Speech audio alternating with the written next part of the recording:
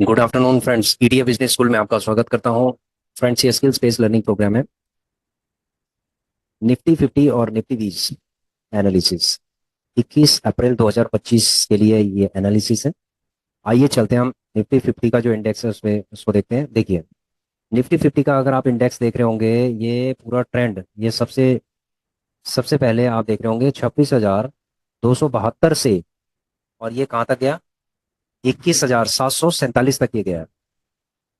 21,768 के आसपास तक ये गया है। ठीक है, यहाँ से यहाँ तक। अब उसके बाद एकदम से मार्केट ने रिवर्सल ट्रेंड मारा है। ठीक है, ये रिवर्सल, ये कम से कम ये लगा लो कि एक हफ्ते के अंदर मार्केट एकदम से 21,768 यानी 800 के आसपास लगा लीजिए। इससे ये 23,851 के आसपास पहुंच गई, यानी 850 के आसपास पहुंच गई है। 23,850, जो 23,850 के आसपास था, ये एक रेजिस्टेंस जोन है। देखिए, यहाँ पर यहाँ पर एक रेजिस्टेंस जोन बना था 8 जनवरी को। यहाँ पर भी एक रेजिस्टेंस जोन बना था, थोड़ा बहुत ये ऊपर गया और उसके बाद नीचे गया। उसके बाद थोड़ा बहुत ऊपर आया है, रेजिस्टेंस जोन बना ये 5 तारीख के आसपास, 5 फरवरी को बना।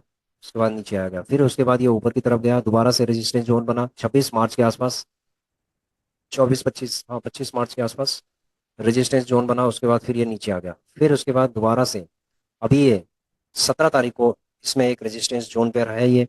अगर यहाँ से मार्केट ऊपर की तरफ निकल जाती है तो ये समझ लीजिए कि ये फिर जाएगा सीधे 24,000, सीधे 24,180 के आसपास जाएगा, यानी कि यहाँ तक जाएगा ये।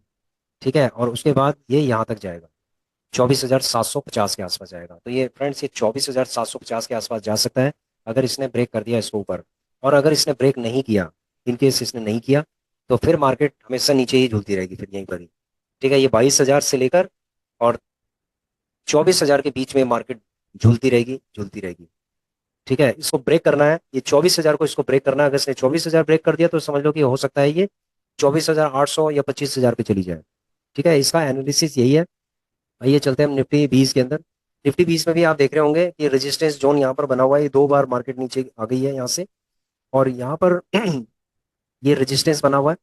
अगर इसने 266 को, अगर इसने 266 और 270 को अगर इसने क्रॉस कर दिया, यानी 270 को अगर इसने क्रॉस कर दिया, तो इसका मतलब है कि यहाँ पर ये 266 से 70 के बीच में ये सपोर्ट जोन बनाएगी। सपोर्ट जोन बनाने के बाद ये थोड़ा बहुत कंसोलिडेट करेगी और उसके बाद ये ऊपर की तरफ चली जाएगी, 280 की तरफ ये जा सकती है। 275 से 80 की तरफ जा सकती है। तो इसका मतलब है कि ये एक बहुत ही इंपॉर्टेंट पॉइंट है। ठीक है, एक बहुत ही इंपॉर्टेंट पॉइंट है, जो कि एक रेजिस्टेंस जोन है, बहुत ही स्ट्रॉन्ग रेजिस्टेंस जोन है। इसको तोड़ना है। अगर इसने तोड़ दिया तो यही एक सपोर्ट बन जाएगा, और उसके बाद हमारा जो इंडेक्स है, यानी निफ्टी 50 का जो इंडेक्स है, ये ऊपर की तरफ चला जाएगा, और निफ्टी 20 इसके साथ साथ ही ऊपर की तरफ चला जाएगा।